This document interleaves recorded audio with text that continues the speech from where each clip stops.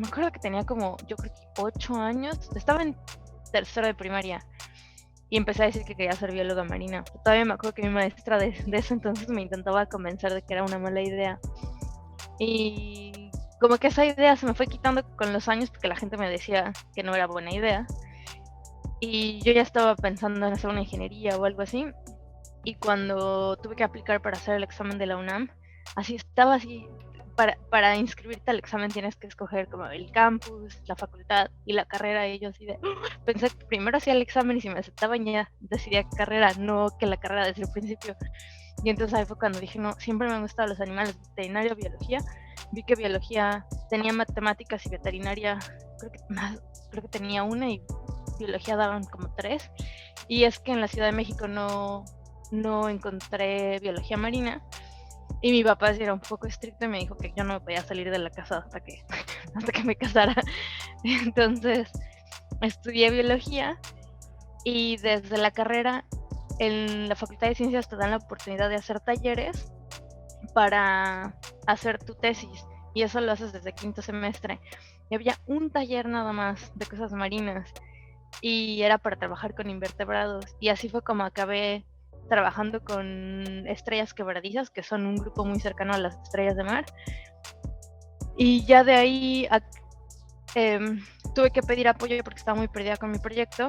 Pedí apoyo en el Instituto de Ciencias del Mar y Limnología, también ahí en la UNAM, en el laboratorio de equinodermos, con el doctor Francisco Solís y el doctor Alfredo Laguarda, que desafortunadamente falleció hace poco. Y fueron, fueron súper buena onda, súper amables, sin ellos tener realmente nada que ver con mi proyecto, me apoyaron. Y después hice la maestría con ellos ahí en Ciencias del Mar y volví a trabajar con equinodermos en una cueva anquialina que está en la isla de Cozumel. Y después de eso trabajé en el Parque Nacional de Cabo Pulmo y ahí igual fueron como 6 meses o 4 meses, pero fue una experiencia increíble porque estaba como en la parte de estar vigilando el parque, estar eh, involucrada en un proyecto de restauración de coral, estar haciendo los censos de fauna, de invertebrados marinos, de vertebrados marinos. Entonces, como mi día de trabajo era subirme a la lancha e ir a bucear o ir a ver si había ballenas o lobos marinos. Entonces, eso fue muy divertido. Y renuncié porque quería, o sea, decidí que siempre sí quería hacer un doctorado.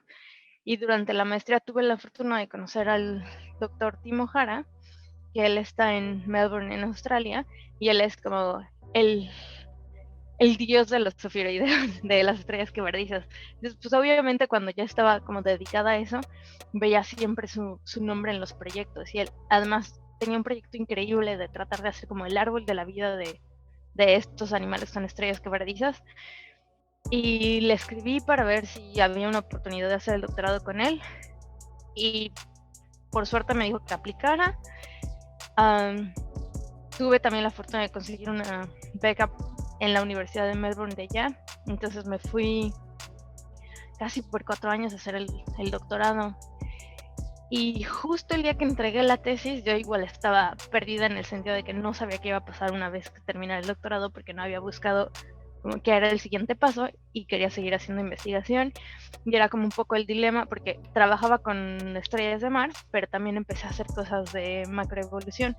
Entonces usaba, en lugar de estar viendo a los animales todo el día y así como contándoles espinas y eso, más bien trabajaba con modelos en la computadora para tratar de entender cómo, qué es lo que originó los patrones de diversidad y de distribución que vemos actualmente. Había empezado a hacer un poco de mar profundo durante la maestría y en ciencias del mar, y una vez en el doctorado tuve la oportunidad de ir a buques oceanográficos y fue así una experiencia increíble. Y en el de Australia me tocó hacer más como de cosas de mar profundo.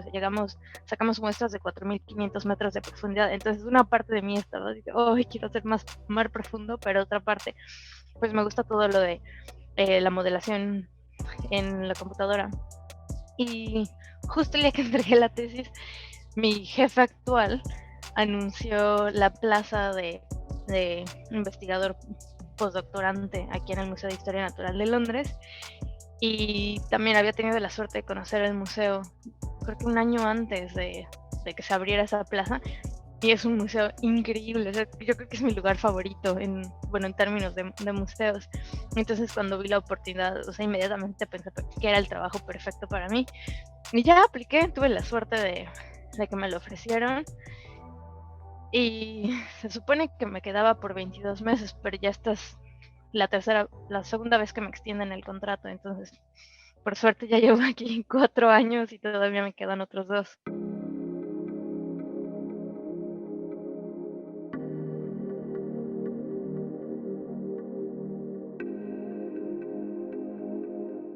Yo creo que hasta cierto punto tiene razón, es que no hay trabajo. Entonces todo, o sea, me decían, te vas a morir de hambre, no vas a conseguir trabajo.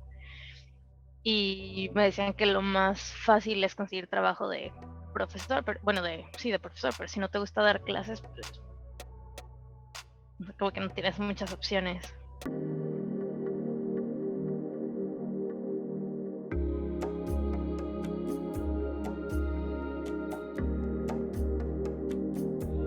No me acuerdo en qué momento lo dije, pero es algo que siempre me gustó.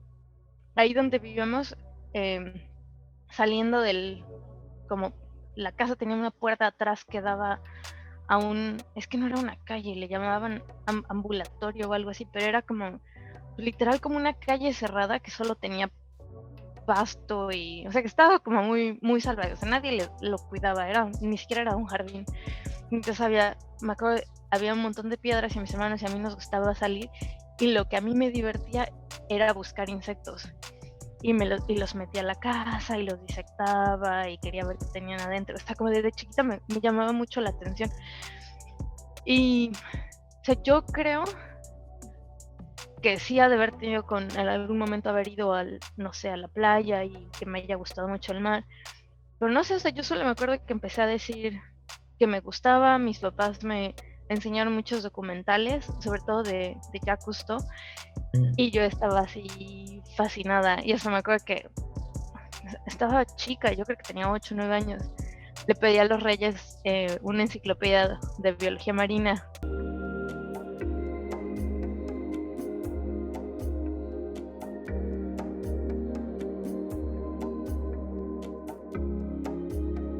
Yo no trataría de convencerlos de que no, o sea, porque la verdad para mí ha sido lo mejor que he podido hacer. O sea, nada más por decir, cada vez que tengo la oportunidad de ir a una campaña oceanográfica, o sea, la verdad que me dan ganas de llorar cada vez que empezamos a zarpar así de la emoción. Entonces no, jamás les diría que no lo hicieran. O sea, pero lo único es que si alguien quiere dedicarse a la ciencia, supongo que como la industria y como pues muchos lugares ahorita tienen muchos problemas, y es difícil conseguir apoyo económico, y es muy difícil conseguir un trabajo, y está súper competitivo. Perdón, sí, o sea, hay demasiada competencia. Entonces, o sea, yo creo que lo único sería, o sea, a lo mejor me hubiera gustado que alguien me dijera lo difícil que era conseguir una plaza en investigación, pero fuera de eso yo creo que no trataría de convencerlos de que no lo hicieran. Y curiosamente, bueno, biología, para hacer ciencia, yo creo que es de las ciencias que tienen más mujeres que hombres. Y en particular, lo que me ha llamado la atención es biología de mar profundo, es todavía más dominado por mujeres. O sea, incluso como los grandes nombres pues ya de generaciones como mucho más grandes, que lo más común es que fueran hombres. Los pioneros, en realidad, muchos de los pioneros de biología del mar profundo fueron mujeres.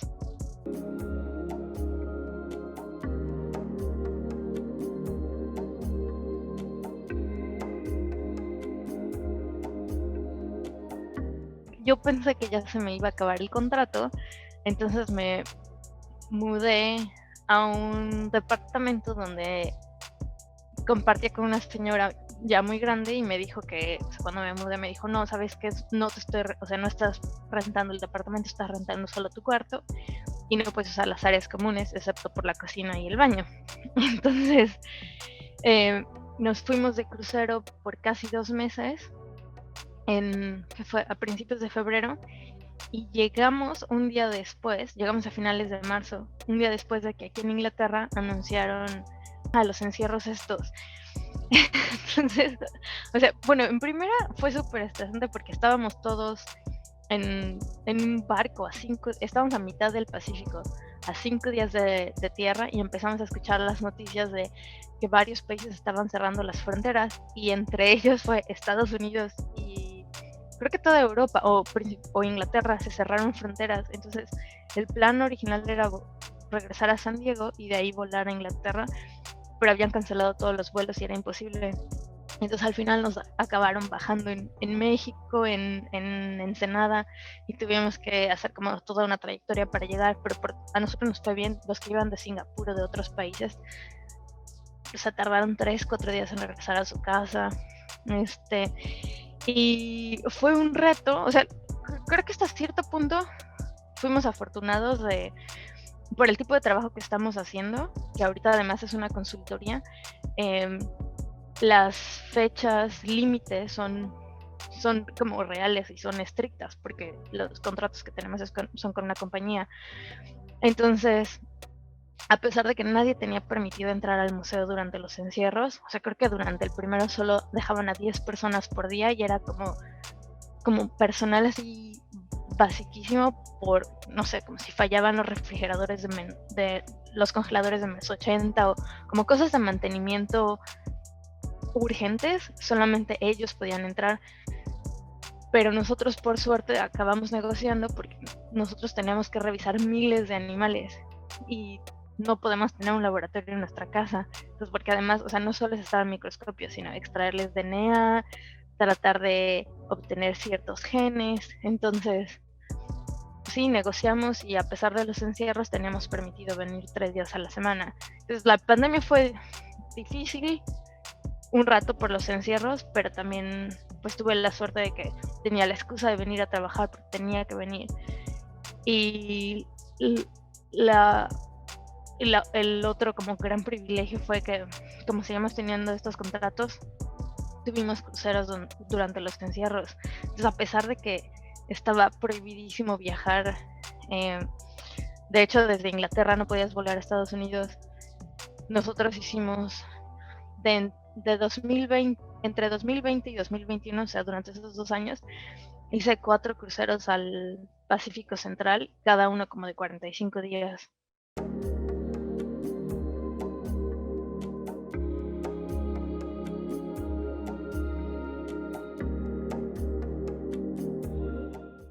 A mí me tocó subirme al Justo Sierra, y el Justo Sierra, ya ves que el Puma y el Justo Sierra son gemelos. El Justo Sierra es el que tiene la UNAM, pero en el Golfo de México.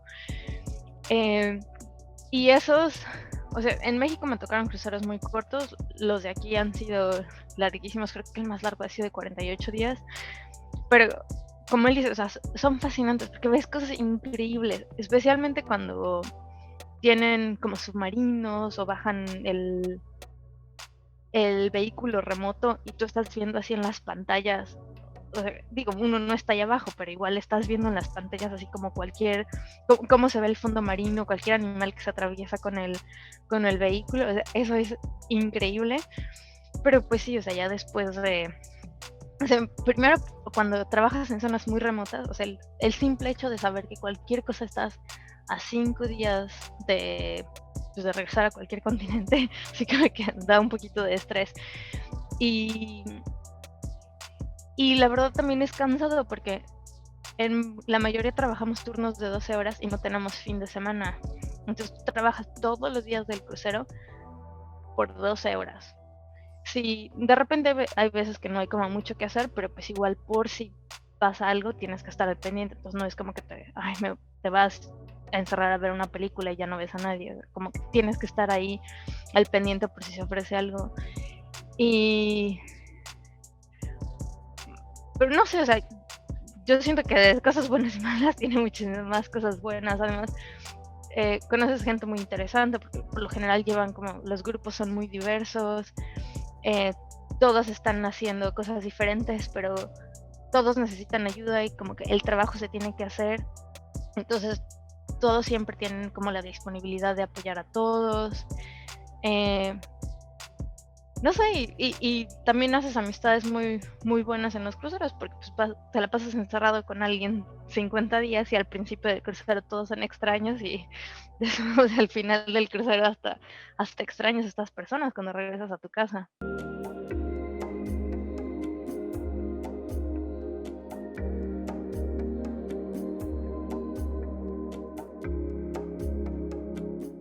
Es parte de un proyecto muy grande. Eh, Básicamente lo que nosotros queremos hacer es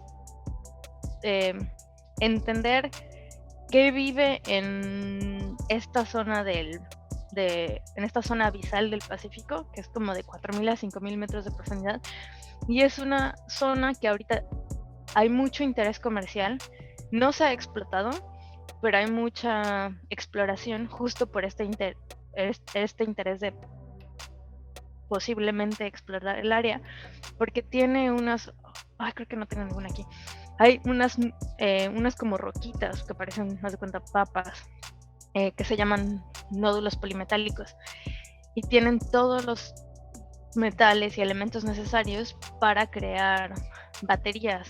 Y ya ves que con esta idea de movernos a energías más verdes y que coches eléctricos y todo, se necesitan construir muchas de estas baterías. Y una de las razones de estas compañías es que en tierra es mucho más difícil conseguir todos estos materiales que se necesitan. Entonces hay quienes piensan que es una opción sacarlos del fondo del mar, y se asumía que no había realmente como nada viviendo allá abajo, y justo es lo que estamos tratando de hacer nosotros, enseñar que de hecho sí, hay muchos animales allá abajo, son muy diversos y además son de grupos que normalmente no los encuentras en zonas profundas. Muchos de ellos, o sea, hace mucho que se separaron como en términos evolutivos, hace más de 100 años que evolucionaron como que divergieron evolutivamente. Entonces, eh, tenemos diferentes personas trabajando con los diferentes grupos, o sea, como expertos taxónomos en equinodermos, en gusanos poliquetos, en esponjas, pero también tenemos personas que se dedican a contar como todas las espinas y, o sea, como todo para identificar a las especies y a describirlas. Personas que saben más de aspectos evolutivos, entonces están utilizando información genética para construir estos árboles evolutivos y entender de dónde vienen los animales.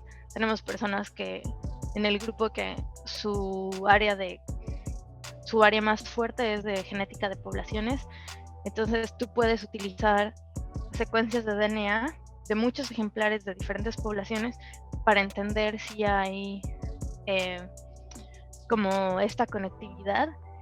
Y es muy importante entender esta parte porque si llega a haber algún daño al ambiente, o sea, como que tú puedes definir áreas que son prioritarias para protección.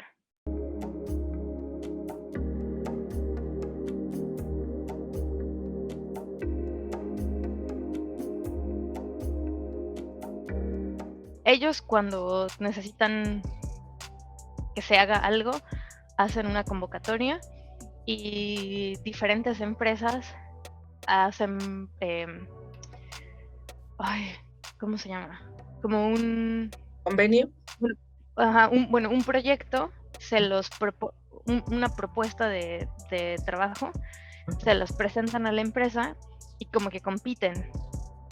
Y, o sea, que creo que en el gobierno pasa mucho y ellos ya eligen con quién lo hacen. Y el museo hace eso porque obviamente pues es una forma de también pues, de generar ingresos para, pues el museo de aquí es del gobierno y no cobran por la entrada. Entonces necesitan como buscar otras formas de generar dinero. Y sí, entonces uno compite por estos proyectos y si lo gana el museo, el dinero nosotros no lo recibimos directamente de las empresas, o sea, entra al museo y el museo nos contrata a nosotros directamente.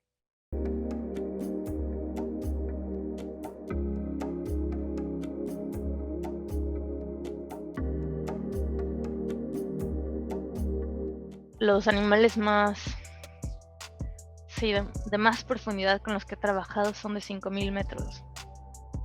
Pero no he bajado.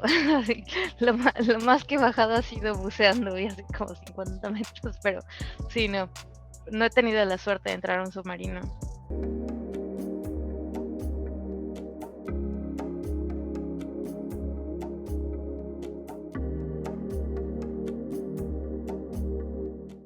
Sí, bueno, hay de varios tipos. Utilizamos los AUVs, que son los vehículos autónomos, y los autónomos los programas y te hacen lo que necesites, pero pues no tienes, o sea, hasta ahorita son buenos como para tomar video, imágenes, a lo mejor algunas muestras de agua, pero no como para detenerse y agarrar un animal y tomarle fotos de diferentes ángulos. Y ahí es donde los vehículos remotos, que son como un submarino, pero sin personas, esos son los que son muy buenos, porque nosotros estamos en la cabina del piloto, que está ahí en la misma embarcación, y ellos tienen manipuladores, y además pues llevas unas cajas y núcleos para tomar diferentes tipos de muestras, y además, bueno, las cámaras son muy buenas, entonces al final acabas teniendo fotos y videos increíbles de los organismos in situ.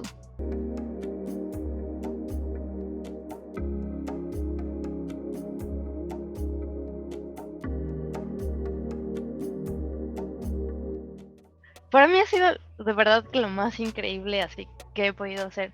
O sea, sí, siempre les digo aquí a los del laboratorio, o sea, si sé que voy a tener más vidas, si supiera que hay más vidas y pudiera como elegir qué hacer en cada una, sí, o sea, volvería a ser bióloga marina, pero me dedicaría a diferentes grupos. O sea, ahorita me dedico a los equinodermos, pero en otra me gustaría dedicarme a los moluscos y luego a los gusanos poliquetos. Como que siento que, pues en términos de qué tan redituable es, o sea, nunca vas a ser rico, pero mientras estés bien, o sea, como que siento que, no sé, para mí es más importante hacer algo que disfruto mucho, o sea, que si tengo que cumplir con alguna fecha límite, o sea, como no me molesta si me tengo que quedar aquí hasta tarde, como lo hago con tanto gusto, me encanta, que siento que vale la pena. Y además acabas yendo a lugares increíbles. O sea, a lo mejor no eres rico para viajar y conocer el mundo por tus propios medios, pero acabas yendo a lugares y viendo cosas que probablemente, no sé, hay menos de 100 otras personas que los han visto. Entonces, o sea, yo creo que es una carrera increíble y hay muchísimo por descubrir, así muchísimo.